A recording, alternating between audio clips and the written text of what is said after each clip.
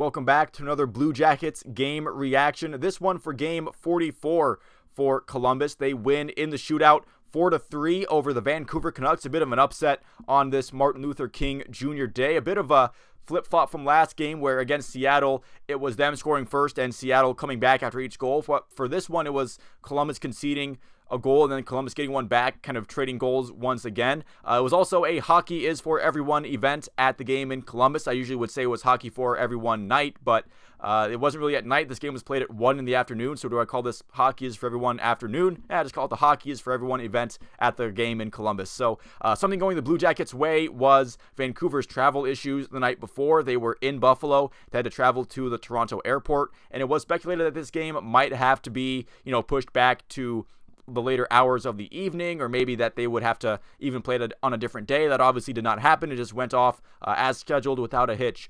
So to start the game, though, it looked like hockey wasn't for anyone in a Blue Jackets jersey as Vancouver started hot with their foot on the gas pedal, registering their first 8 shots on goal before the Blue Jackets got theirs, and Vancouver getting on the board first as well, although it came from one of the least dangerous shots, at least when it was first shot in that stretch where the Canucks got a penalty.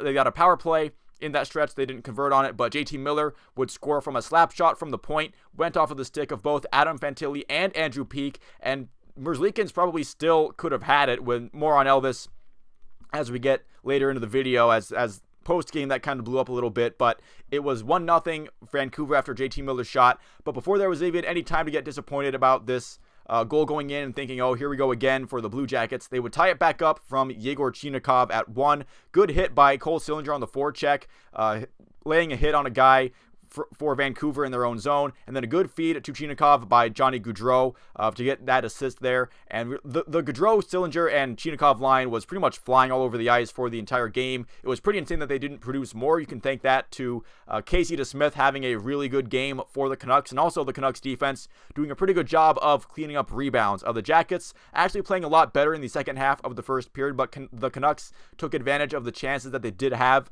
where they would get it in the zone with Peeke losing a board battle that led to Bluger finding a wide open Connor Garland in the slot. He buried his shot past Elvis, and they went up 2-1, and that would be the score after the first period, with Elvis making some pretty good saves to keep it that way heading into the locker room. The Jackets, though, they would start the second period really well. Chinakhov drawing a penalty, more good things from that Chinakhov, Sillinger, Gaudreau line. Boqvist had his shot deflected by Dmitry Voronkov, and that went in off of his deflection. Boqvist and Voronkov had really good games in this one as well. I'm actually very surprised that Adam Boqvist hasn't really missed a beat since coming back from injury, considering how much time he missed.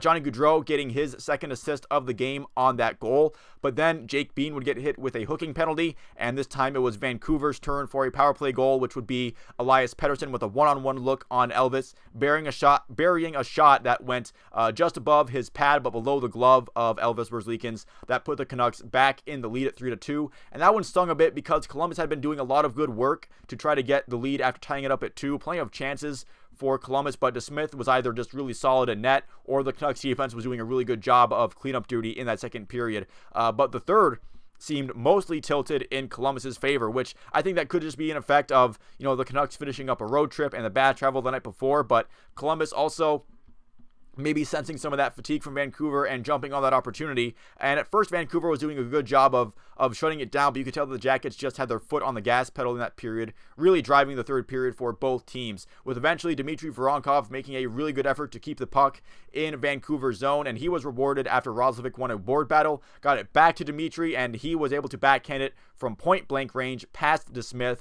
and that tied the game up at 3. And after that, Blue Jackets probably did the best job of limiting a third-period team to forced overtime that we've seen in quite some time. I feel like that's what Pascal Vincent was trying to get this team to do earlier in the season when they had a lead. Maybe he's thinking, why couldn't they do that more often when they actually had, that they could have secured 2 points after regulation, but they did it this time to force at least 5 more minutes of play. And in the 3-on-3 overtime, it was a little bit of back and forth, but I feel like Columbus had more chances despite getting a pretty bad too many men penalty. I think it was Gaudreau who jumped on way before. I believe it was Marchenko who was trying to change and being a little slow about it, but Gaudreau jumped on just a bit too early before the man he was subbing on for got on the bench. But Cole Sillinger negated it almost immediately with a good effort. He drew a tripping penalty, and it also gave Columbus an abbreviated 4-on-3, but ultimately there was no score in the overtime period, and it went to a shootout.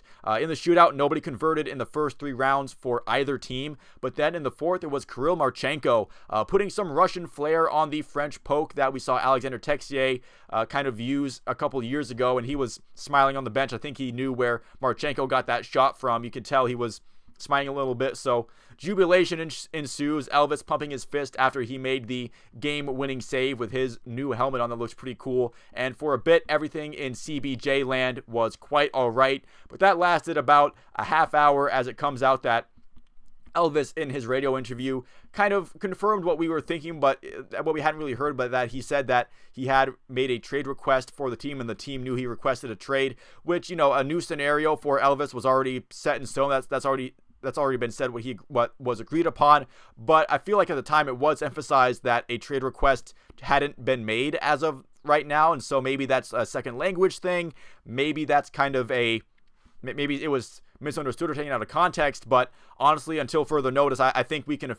I'm going to work under the assumption that a trade request has been made either by Elvis or that the team has agreed to trade him. But, you know, just another turn that this story has taken so far. I do want to make a dedicated video to the situation. I'm not just going to, you know, attach that detail to the end of this video and then leave it at that. But I think I will say, in case nobody watches that video, I will say that I don't think it didn't have to get to this point with Elvis and the organization. I feel like there could have been a better way for the front office to handle trying to evaluate Daniil Tarasov while also having 3 goalies on the roster. But that's just me. I'll detail more about what I think about this in a different video, you know, separate it so I can really get my thoughts about what I think about the situation out there. But that's going to do it for me in this video for the reaction to their win over Vancouver. Thank you so much for watching. If you didn't make it this far into it, you can feel free to leave a like and subscribe if you enjoyed the video and you'd like to see more like it. You can let me know down in the comments below what you thought about this game and what you think about Elvis and the organization and his future down in the comments below. But once again, just thank you for watching, and I will see you at the next one.